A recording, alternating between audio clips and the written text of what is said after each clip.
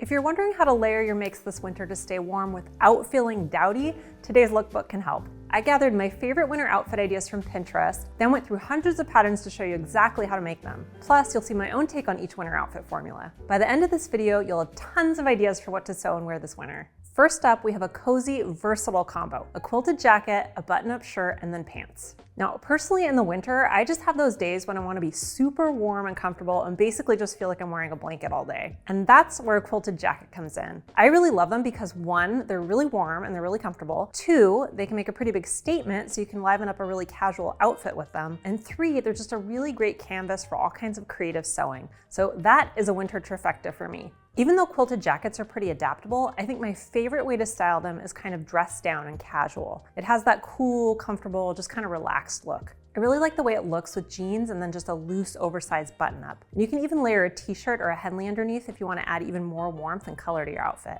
I just think it lends itself really well to layering. But of course, if you wanted to dress it up a bit, you could do that too. If your style's a little bit more femme, you could even make a floral print jacket and wear it over a soft, feminine button-up. You can even swap out the pants for a matching skirt if you want. When I looked through my inspiration on Pinterest, I noticed I'd saved some quilted jackets that had bright and bold prints. And these are really great for making a statement. But if you're not into big statements like that, you could also go with solid neutrals like chambray and beige, or some soft florals and checks. If you want to make this look, here are some pattern and fabric ideas for you. So for the coat, try the Easton quilted coat. It's really cozy, and there's even a step-by-step sew-along class to help you quilt your fabric. This is the Easton jacket I made in this beautiful soft floral print, and I absolutely love it. I used a quilting cotton for mine. That's another thing I really like about quilted jackets, is that you can choose from so many fun prints if you go with a quilting cotton. And by the way, if you're curious, this is a print by Sharon Holland for Art Gallery Fabrics from a collection called Kismet.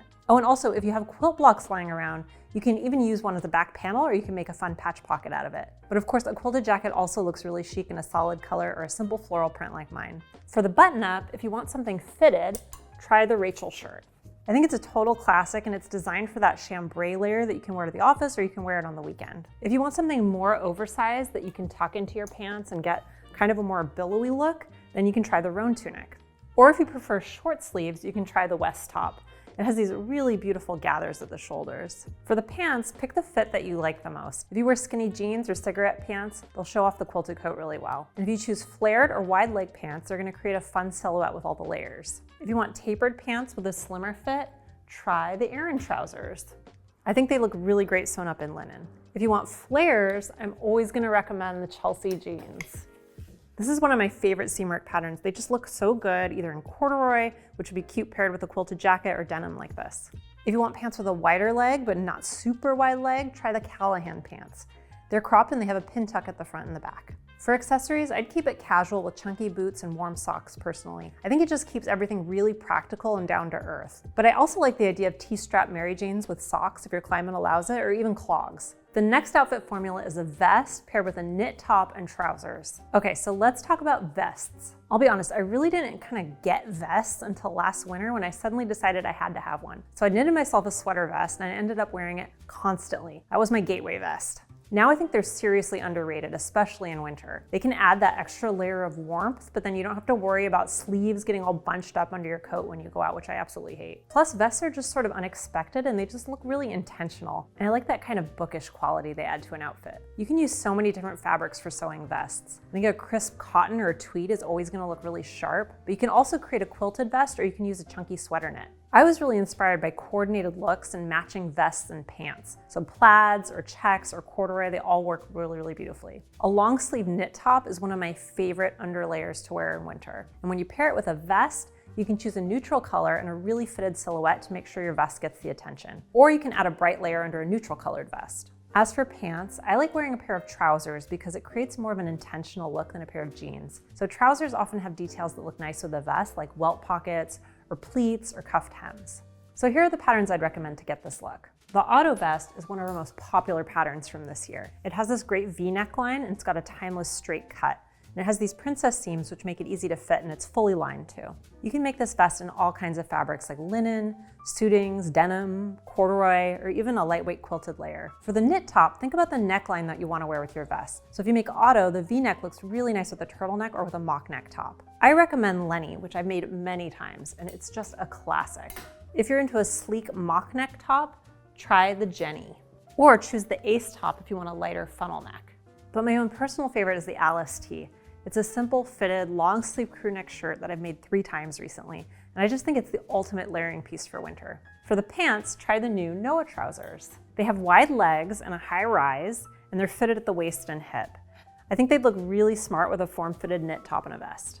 You can also try the Max pants, which have an elastic back so you can move really comfortably. These are a little bit more casual. As for accessories, again, I'd keep it pretty simple with some Chelsea boots, but you could also go with some simple heels and colorful tights or socks underneath, which I think has that really quirky but dapper look. The next outfit formula is so easy to pull together, but it always looks really chic, and that's a sweater dress with a blazer. I love this look because it's so easy to throw together, but it just looks really polished and thoughtful. Sweater dresses are one of my favorites for throwing on in winter. They're cozy, they're stylish, and they're really perfect for layering. Looking at my Pinterest boards, I found a cozy, chunky cable knit sweater dress, as well as some more form-fitting knits. One of my absolute favorite fabrics to use for sweater dresses is a rib knit. I really love rib knits and I sew with them all the time. And if you want more tips for sewing with them, I made a video which I'm gonna link below. Now onto the blazers. A blazer is a really classic layering piece for a sweater dress. You can wear crop blazers, long blazers, duster length, or oversized. For fabric, you can always wear classic tweeds and plaids in the winter. For solid colors, a camel or a cream-colored wool are really unexpected options that you can wear year-round. So let's talk about the patterns. For the dress, we have quite a few options in the Seamwork catalog, so it might be hard to choose. The Greer dress was released this fall, and I think it would look really, really chic with a blazer. Really, any blazer you have. Greer also looks great in rib knits. So for this one, we used a cream-colored rib knit, and it's one of our samples, and it's so lovely. The Jones dress is a really great option if you want to use something like a French terry or a really cozy sweater knit. I love how the neckband looks under a blazer, too. The Devon dress is another option if you really want to go full on cozy. It has drop shoulders and a very slight cocoon shape to it. All of these sweater dresses would look really great paired with the Keaton blazer. If you don't already have a blazer in your closet, something like Keaton is ideal because it has this relaxed fit that looks great with all kinds of layers. This is also a really fun pattern to sew if you want to learn some new skills, and we have a complete sew along all in this jacket. So the Keaton blazer is going to teach you those soft tailoring techniques, so definitely check out the class. I think a sweater dress also looks really cool with tall boots, which also, I missed it completely that time. I think a sweater dress also looks really cool with tall boots, which also has the extra benefit of keeping you warm. So I like to wear knee-high boots on a long sweater dress and a relaxed blazer. You could also add a belt if you want a little bit more definition over the blazer, or a big scarf for extra warmth.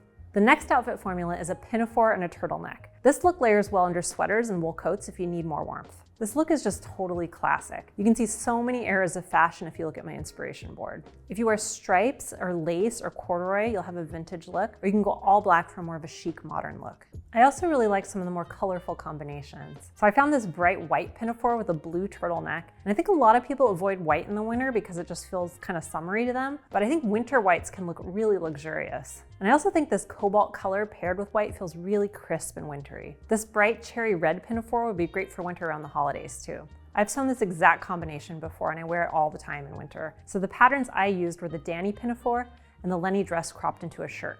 Lenny looks great in stripes, in black, in cream, or you can make it in a fun solid color. And I also really like this lacy fabric I found in this outfit on Pinterest. It's so fun with the corduroy on the pinafore. I think you could look for a stretch lace like this and then pair it with the corduroy. Another knit layer I like is my Alice tee under the dress. So if you're not into turtlenecks, it's a really great option too. The Danny pinafore is slightly mod, but I think the silhouette is never gonna go out of style. So you can make this in denim, you can make it in velvet, or you can even make it in a suede. And I actually used ultra suede scuba knit for mine. To style this, I usually wear black tights and a flat shoe. So I might wear my patent loafers or I might wear a ballet flat. I really prefer flat shoes when I wear a shorter skirt. And of course you can add more layers on top for warmth like a big sweater coat. I think Jill is a really great choice, and this is one I made in a knit boucle.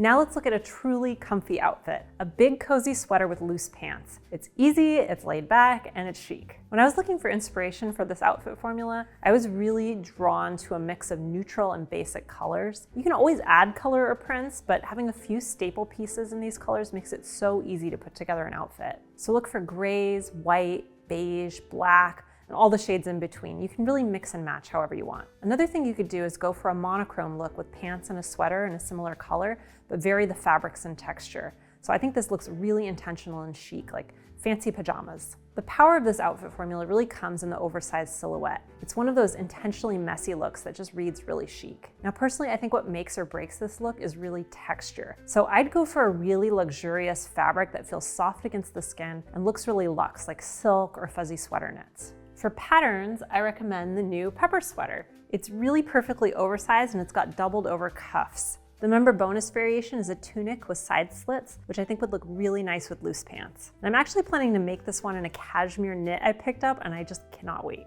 Another sweater I like is the Callan. So I made this one in a Breton stripe for a nautical look, which I think would be so cute with loose-fitting sailor pants. If you want to do a cardigan rather than a pullover, you could also go with Lisa. Actually, the new Noah trousers would also look really nice, so I mentioned these in one of the previous outfit formulas. I think these would look great too. Another option for pants is Joss, and that's my personal favorite, and that's what I'm going to be making this winter. So I've made this pattern a few times, and it is so comfortable in linen or in rayon, and I'm actually making them in silk for the first time. So I really cannot wait to just swan around the house in my cashmere sweater and my silk trousers with a fire going and a cup of cocoa. And if you want to see other stuff I'm planning to sew for myself this winter, including the exact patterns and fabric I'm using, watch this video next and you're going to come away with even more great ideas.